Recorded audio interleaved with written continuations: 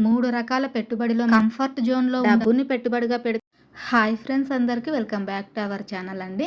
అయితే ఈరోజు ఈ వీడియోలో మీలో కొంతమందికి ఉన్న డౌట్స్‌కి అయితే ఆన్సర్ ఇస్తాను. అసలు నేను జాబ్ మానేసి ఈ బిజినెస్ ఎందుకు చేస్తున్నాను? జాబ్ కన్నా ఈ బిజినెస్‌లోనే ఇన్‌కమ్ ఎక్కువ ఉంటదా? అదే విధంగా ఆడవాళ్ళు రోడ్ సైడ్ బిజినెస్ చేసుకోగలరా? ఒక్కరి వల్ల అవుతదా? ఇలాంటి విషయాలైతే గనక నేను పాత వీడియోస్‌లో చెప్పాను. పాత సబ్స్క్రైబర్స్‌కి తెలిసుంటది అది. కొత్తగా వచ్చిన సబ్స్క్రైబర్స్‌కి అయితే తెలీదు కదా! అందుకే ఈ వీడియోలో అయితే ఒక క్లారిటీ ఇస్తాను. అయితే మనం జాబ్ చేయాలన్నా, సొంతంగా బిజినెస్ చేయాలి అన్నా, లేదా ఇంకొకరి దగ్గర రోజువారీ కూలి పని చేయాలి అన్నా 3 రకాల పెట్టుబడిలో ఏదో ఒకటైతే గనక అవసరమైతది. ఆ 3 రకాలేంటి?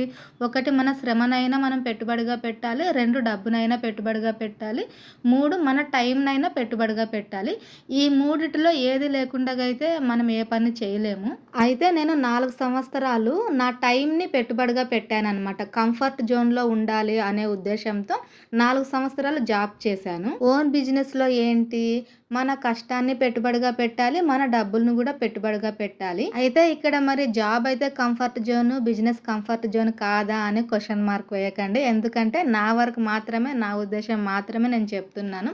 అందరూ ఇలాగే ఉండాలని కాదు. ఎందుకంటే వాళ్ళ పరిస్థితులకు తగ్గట్టు, వాళ్ళ మైండ్ సెట్‌కి తగ్గట్టు జాబ్ చేసేవాళ్ళు జాబ్ చేస్తుంటారు. సొంతంగా బిజినెస్ చేసుకునే వాళ్ళు సొంతంగా బిజినెస్ చేసుకుంటారు. మరి జాబ్‌లో వచ్చే ఇన్‌కమ్ కన్నా ఓన్ బిజినెస్‌లో వచ్చే ఇన్‌కమ్ ఎక్కువ ఉందా అంటే, నా వరకైతే గనక నాకు జాబ్‌లో వచ్చే ఇన్‌కమ్ కన్నా నాకు ఓన్ బిజినెస్‌లోనే ఇన్‌కమ్ ఎక్కువ కనిపించింది. దానితో పాటు అప్పుడు నాకు ఖర్చులు ఎక్కువైపోయాయి. నా ఇన్‌కమ్ తక్కువైపోయిందనమాట. మెయిన్ రీజన్ మా ఆయన స్పైన్ సర్జరీ.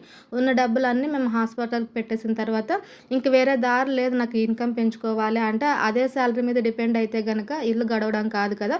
అసలు రెంట్ కట్టడం కూడా ఇబ్బంది అయిపోతుందనమాట. హాస్పిటల్ బిల్స్ కడుతూ ఇక్కడ రెంట్ కట్టాలి అంటే. అప్పుడు నాకున్న ఏకైక దారి ఏంటంటే ఈ ఓన్ బిజినెస్సే. ఇది మరి కొత్త బిజినెస్సా అంటే కాదు. ఆల్రెడీ మా వారు చేసిన బిజినెస్సే ఇది. కాకపోతే మధ్యలో కొన్ని నెలలు గ్యాప్ ఇచ్చి వేరే బిజినెస్‌లు మార్చినారు.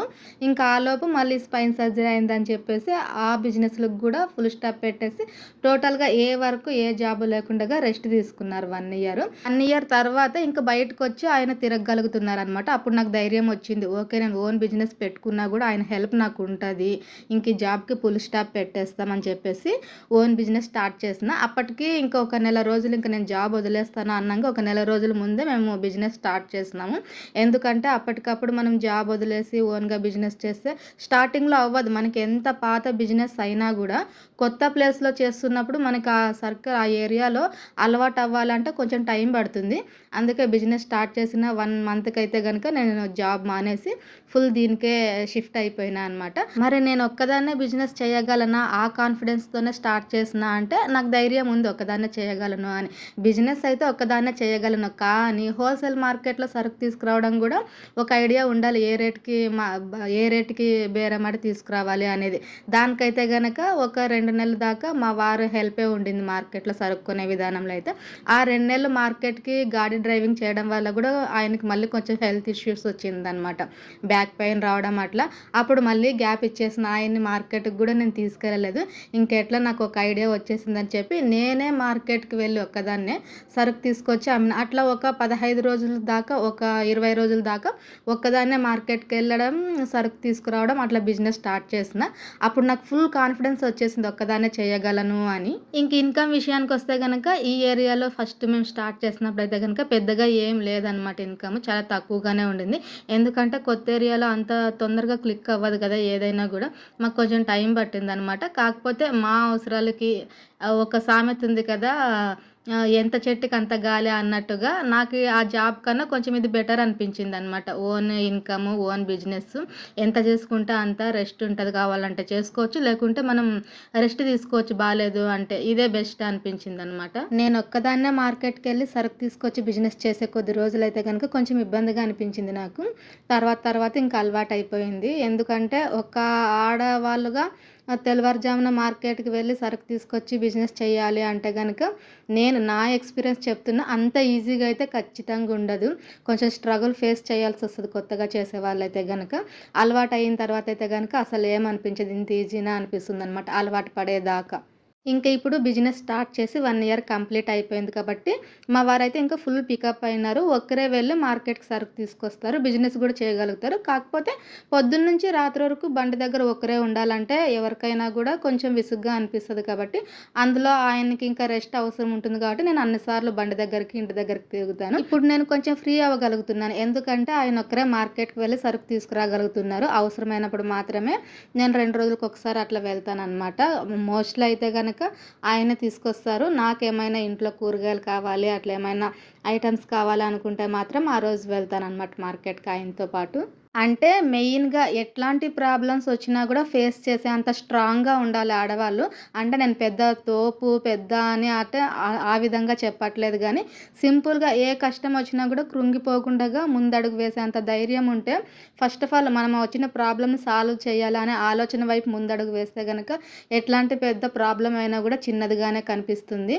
నా విషయంలో అయితే నేను పెద్ద పెద్ద గండాలనే దాటుకొచ్చాను. చాలా స్ట్రగుల్‌ని ఫేస్ చేశాను.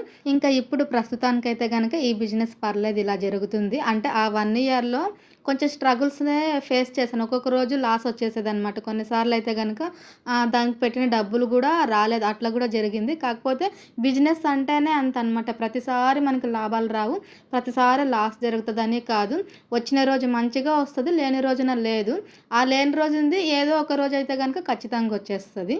మరి బిజినెస్‌లో డబ్బులు ఒకటే పెట్టుబడిగా పెడితే సరిపోతది. ఇంకేం అవసరం లేదా అంటే కాదు. జాబ్‌లో మనం మంత్ సాలరీ కోసం మన టైంని ఎట్లా పెట్టుబడిగా పెడతామో ఇక్కడ గూడా మనం ఉండి చేసుకుంటేనే అయితది. డబ్బులు ఒకటే పెట్టినంత మాత్రాన అయిపోదు కదా! మనం ఉండి చేసుకుంటేనే లాభాన్ని చూడగలుగుతాము.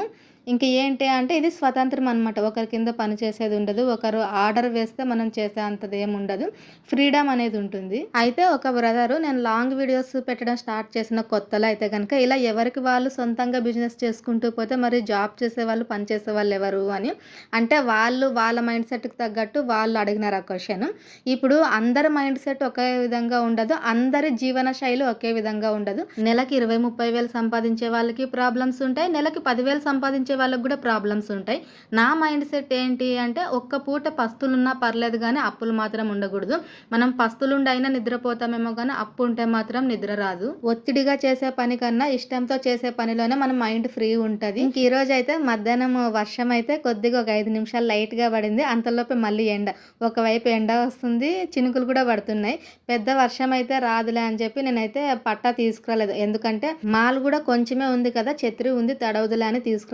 కానీ నేనొచ్చిన తర్వాత 4 గంటలకైతే గనక కొంచెం గట్టిగానే వచ్చింది. ఎండ వస్తుంది, వర్షం కూడా గట్టిగానే వస్తుంది. కానీ మాలైతే ఏం తడవలేదు. ఎందుకంటే పెద్ద ఛత్రి గదా మేము పెట్టేది. కాబట్టి ఆ రౌండ్ ఆ సర్కిల్ బండి చుట్టూ కొంచెం చినుకులు పడినాయి గానీ మాలైతే ఎక్కువ తడవలేదు. కొంచెం మాత్రమే తడిచిపోయినాయి పండ్లు. నాకైతే కొంచెం టెన్షన్ అయిపోయింది. ఏమైనా మాల్ తడిసిపోతే పండ్లు చెడిపోతాయేమో అని. కానీ ఈ మామిడి పండ్లు, అరటి పండ్లు, జామకాయలు ఇట్లాంటివైతే గనక తడిచినా గూడా ఏం పెద్దగా ప్రాబ్లమ్ ఏమి ఉండదు. కానీ పప్పాయ మాత్రం అస్సలు తడవకూడదనమాట.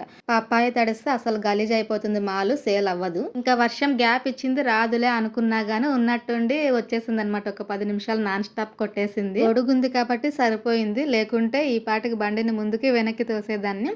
అంటే ఇంతకుముందు గొడుగు ఉండలేదు కదా! అప్పుడైతే గనక ఇట్లా కొంచెం ఎక్కువ గట్టి వర్షం వస్తే గనక కొంచెం పక్కన షెడ్‌లోకి తోసేవాళ్ళం అనమాట బండిని. మొత్తం మాల్ నానిపోతుంది అని. కానీ ఇప్పుడు ఈ గొడుగు వాడుతున్నప్పుడైతే గనక పర్లేదు కొంచెం కవర్ చేస్తది బండి మొత్తాన్ని. మొత్తం సరుకు గూడా అయిపోయేది. మంచిగానే అయ్యేది. కాకపోతే అట్లా మధ్యాహ్నం నుంచి సాయంత్రం దాకా కాసేపు వర్షం రావడం, ఆగిపోవడం అట్లా జరగడం వల్ల కొంచెం బిజినెస్ స్లో అయిపోయిందనమాట. మొత్తం సరుకైతే అయిపోలేదు. ఇదంతా మిగిలింది. పర్లేదు సరుకైతే బాగుంది కాబట్టి రేపంతా అమ్ముకోవచ్చు దీన్ని. క్వాలిటీ బాగుంది.